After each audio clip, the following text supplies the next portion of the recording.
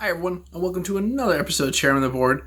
I am Tyler. That over there is Lola. Hi Lola, little pets. She's hanging out. She wants to spy on me while I do this real fast.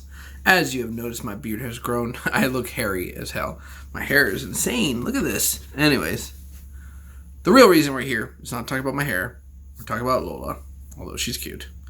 Talking about another app game review, and this is Dead Spreading. Now, Dead Spreading is one of those games that I was kind of like turned onto by Instagram, and a few friends had played it and said, "Oh, you should give this game a shot. Tell me what you think of it." So now I'm telling them, as well as everyone else, what I think of it. Dead Spreading is one of those games that it's where you can basically sit there and you can play it for 5 minutes or an hour, 2 hours, several hours, and you kind of get caught up in it. You don't have to wait for anything like an energy to recharge or anything like that. You can just keep jumping in the battle after battle, which is fun when you want to play, and you don't want to you're at the DMV, let's say, and you're trying to kill 3 hours or 2 hours. But it's also one of those games where you can get really sucked in, and to the point where you no longer want to play after a couple of days because it becomes tedious, and it's the same thing over and over again. But from my understanding, they kind of fixed that. So we're going to look at that fixed together, as this was a game I used to play, and then I put on the shelf for a little while, and now I'm coming back to it just to show what I think of it with you guys. So let's go ahead and dive in. All right, everyone. Now, getting into the game. As you can tell, I have played this game a lot. I'm sure I mentioned that earlier.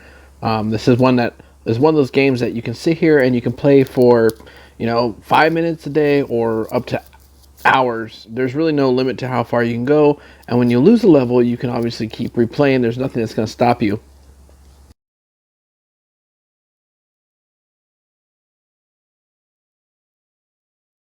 Easiest way to explain the gameplay is this: you start out with one character and you build up an entire team, and then once you build up your entire team, you can start focusing on leveling up the team. Now, as you go along, before you actually get your last player, you can level up some of the prior players, like your first one, the guy who's like the soldier with the machine guns, and you make them stronger, which does help you along the way.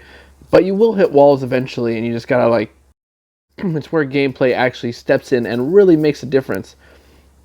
Let's see, I overshot my destination. I used to play this game a lot, and then I put it down to focus on life, basically. And then, but I did want to give the review on this game. So let's go ahead and jump into this. I'm gonna get rid of this real fast, or not.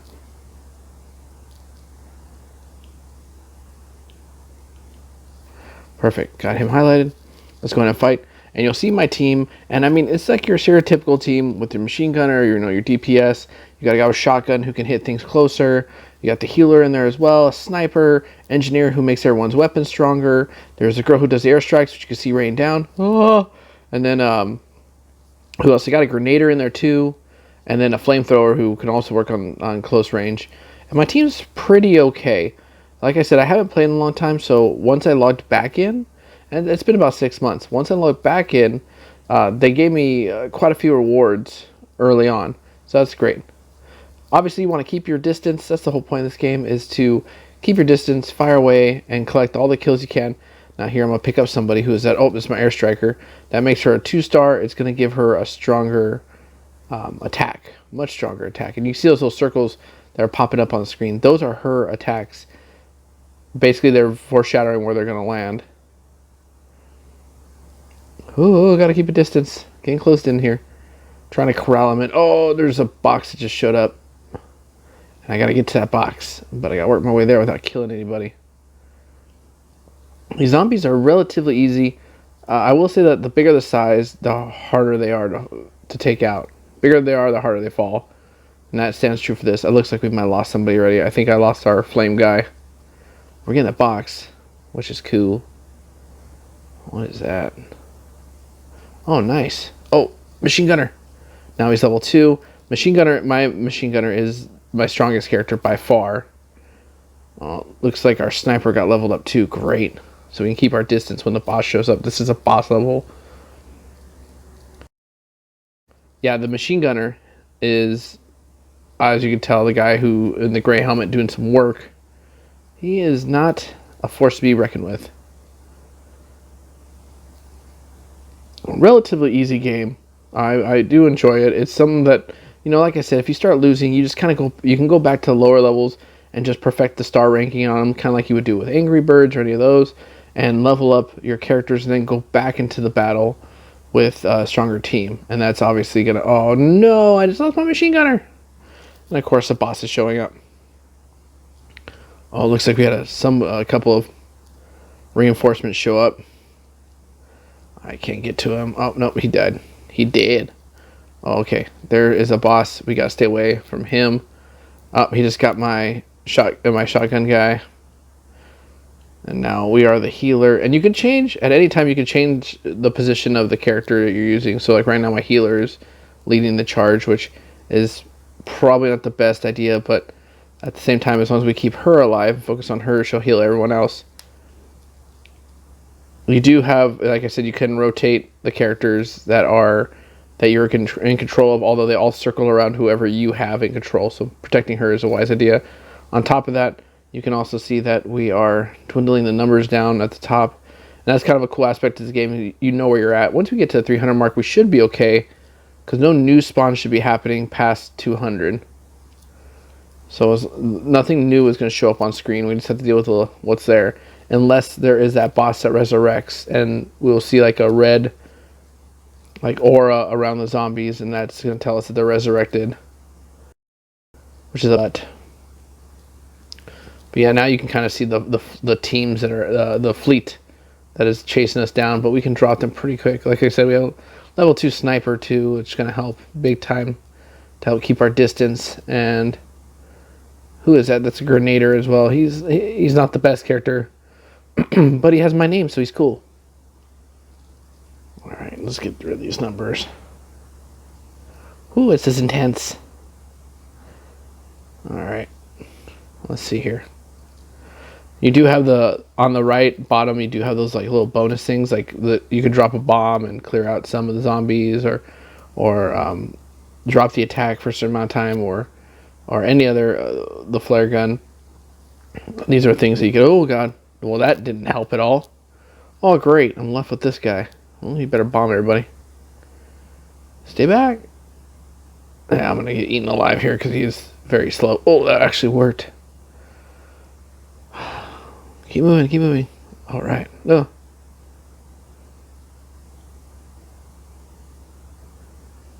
Yeah, you get stuck on stuff. Throw a grenade at this dude, man. Show him what's up. You pansy? Yeah, bomb him. Yeah, it's going to take forever. I doubt I'm going to win this one. But I just want to give you a little bit of the gameplay. What we'll do after this is we'll go down to one lower level so you can see how the difference in skill and strength come into play as you go on. And it is one of those games that truly reflects your level change. Got my butt whooped. So this is also one of those games like Johnny Trigger that we watched before, where if you watch ads, it'll actually literally double your score and double your money. I'm not going to do it now, but I do save it for moments that will help out a lot. There are a couple bonuses I have right here, like the Epic Challenge and the Diamond level, where you fight bot judges and accrue diamonds, and diamonds help you pay for everything, where you can level up your guys. And as you can see, I've been maxed out on the first 5 that you get, but I still need to work on the rest. And I think I maxed her out too. Yep. So if I pay another 60, I can get her to go to the next level. Change. Oh, different weapons. Nice. Yeah, these are some upgrades I haven't seen before, but it's going to take some time. So yeah, I can't level him up anymore. He is where he is. But it looks like you can change weapons, which is pretty cool. Huh, that's awesome. I guess the weapons have different attributes. That's great. See, there's like new things you get every day. There's constantly little challenges that you're unlocking. Brad is my fire guy. So just to level him up, I can just hit the level up. I have the gold. Obviously, I have $1 trillion, which I wish was real life. But it's not. So we're just going to... Oh, I need more of his... Yep, I need more of his little icons. We get those over here, but I have none working. This is great. We can make him weapons. This is awesome. Oh yeah, I haven't seen something in a long time. It changes things. Oh, boom, boom, boom. So we leveled Williams up. He's our rocket launcher guy. All right, we're gonna go back. We're gonna hit. Let's go ahead and let's do a boss level down here, and you'll see the difference in gameplay and how it works. Oh yeah, raining fire on these guys. So there's 1,000 of them, or 1,100 of them, but they're gonna wipe out quick. In fact, we can just kind of post up in the middle here and let the game do its own work. That's one of the great too, is like they aim for the closest attacker, so it's a good thing and a bad thing. It does help when you get like your sniper and you protect her, and she'll just kind of pick people off as they come closer. But when you're trying to work on like the bosses, if the little guys are in the way, they'll work on the little guys before they hit the boss, and sometimes you just want to drop the boss as fast as possible.